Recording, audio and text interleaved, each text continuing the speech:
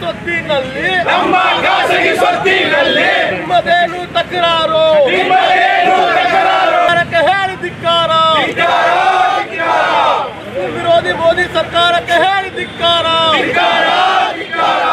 ಬೇಕು ಬೇಕೇ ಬೇಕು ಅಯ್ಯಯ್ಯೋ ಬಳಿ ಒಪ್ಪಲ್ಲ ನಮ್ಮ ಖಾಸಗಿ ಸ್ವತ್ತಿನಲ್ಲಿ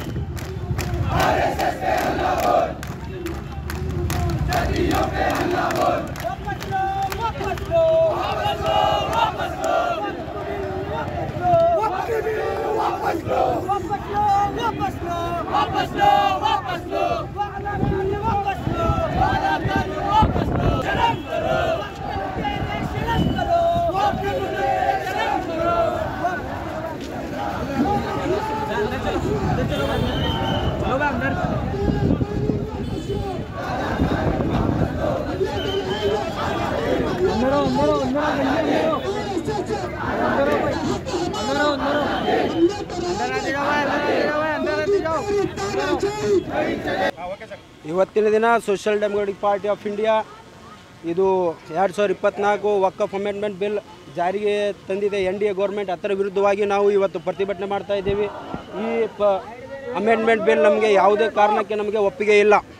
ಈ ಒಪ್ಪಿಗೆ ನಮಗೆ ಯಾಕಿಲ್ಲಪ್ಪ ಅಂದ್ರೆ ವಕ್ಫ್ದಾಗ ಹಲವಾರು ಥರ ಕಾನೂನಿತ್ತು.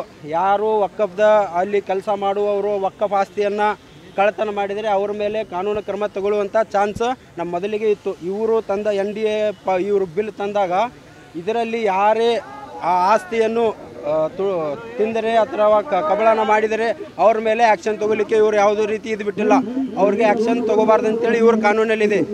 ಎರಡನೇದು, ಈ ವಕ್ಫ್ ನಡೆಸಲಿಕ್ಕೆ ಬೆಳಗಾವಿ ಜಿಲ್ಲೆ ಅಂತ ಇಲ್ಲ, ಎಲ್ಲ ದೇಶಾದ್ಯಂತ ರಾಜ್ಯಾದ್ಯಂತ ಯಾರು DC ಅವರು ಕೂಡ ಇದರಲ್ಲಿ ಇನ್ವಾಲ್ವ್ ಆಗಿ ಇವರು ಈ ವಕ್ಫನ್ನು ನಡೆಸಬೇಕಂತ ಇವರ ಆದೇಶ ಇದೆ. ಬಟ್ ಅದು ನಮಗೆ ಇಷ್ಟ ಇಲ್ಲ. ಅದರ ಸಲುವಾಗಿ ನಾವು ಪ್ರತಿಭಟನೆ ಮಾಡಾಕತ್ತೀವಿ. ಇದು ವಕ್ಫ್ ಇದು ಯಾರಪ್ಪಂದು ಆಸ್ತಿ ಅಲ್ಲ. ಈ ತಂದಂತಹ ಮೋದಿ ಆಗಿರ್ಬೋದು ಅಥವಾ ಯಾರೇ ಆಗಿರ್ಬೋದು, ಯಾರಪ್ಪಂದು ಆಸ್ತಿ ಅಲ್ಲ.